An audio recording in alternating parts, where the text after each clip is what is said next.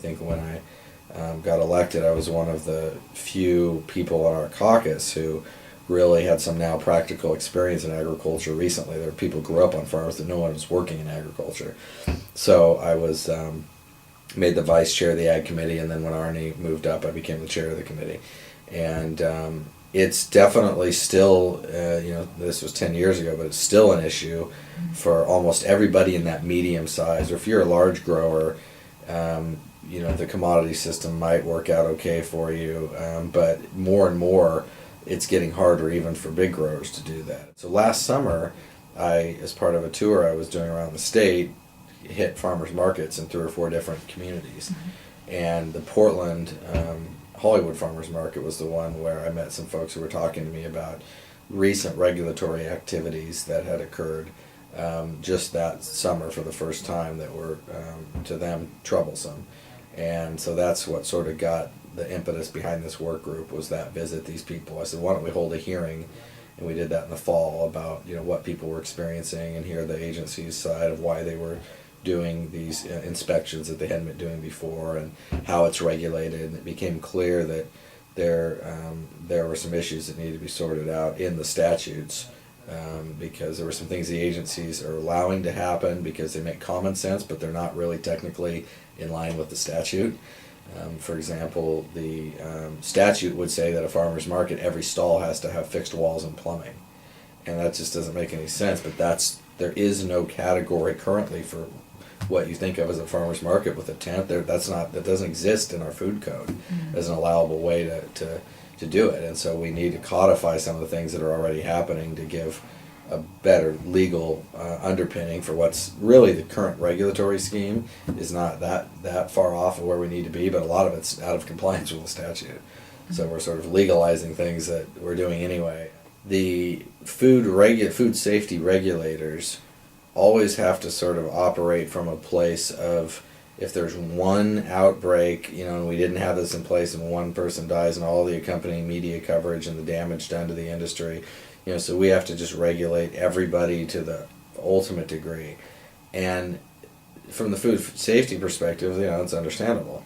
But from a marketplace perspective, many people just won't be able to be in business if they actually had to do everything that a commercial kitchen, has to do. And so the regulatory bodies need essentially legislative sign-off that there is some tolerated risk that's going to occur here. That that if you're going to a farmer's market and you're buying produce, that you are going to have to wash it when you get it home. Well, lots of our regulations have thresholds, so regulations don't apply to businesses over or under 25 employees or something like that. And so I think that's what we're talking about, is understanding that the cost of implementing a regulation hits different entities unequally. So the challenge is just balancing that with what is clearly a desire to have safe food.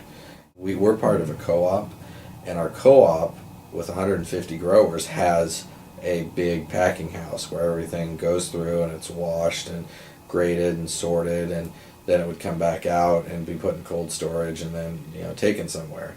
Well, if we want to go outside that system, we don't have any of those tools. We've got a truck that can drive the freshly picked pears somewhere and sell them.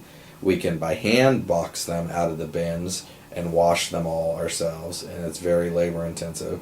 And so, the question is, how much can you just transmit to the consumer that, look, this is right out of the bin, you're bagging your own, make sure you wash these before you eat them. And, does the law have to require that everybody do that when you're trying to promote this small farming and not have regulations that are well-intentioned end up driving them out of business? At what point is a license required? At what point is there a fee for that license?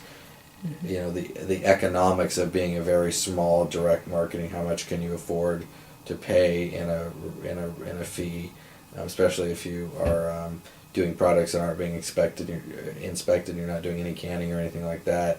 Do you really need a license? Because the license is going to have a fee associated to cover the cost of the person to come out and inspect. If you're not going to have any inspections because you're not doing that kind of thing, do you really need a license and have to pay $500?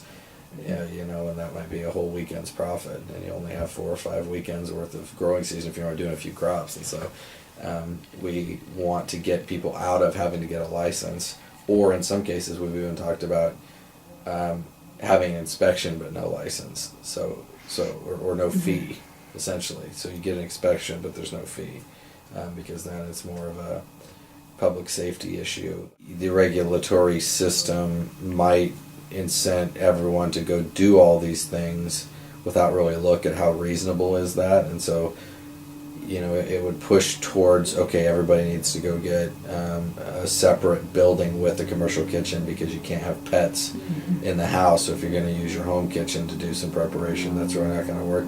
Well, that might drive 80% of people out of wanting to do something right there, and the regulatory system doesn't have any look back to see what the effect was. So that's kind of what we're doing, is an effect of regulations on small farms, and then trying to establish a threshold at which a certain deregulation is reasonable on the food safety side in order to promote the health of these small operations on the financial and ability to make a living doing this side, because a lot of these people they'll just quit and they're not going to do it, and then maybe their farms get sold to big ag, or maybe they get turned into housing developments or something like that.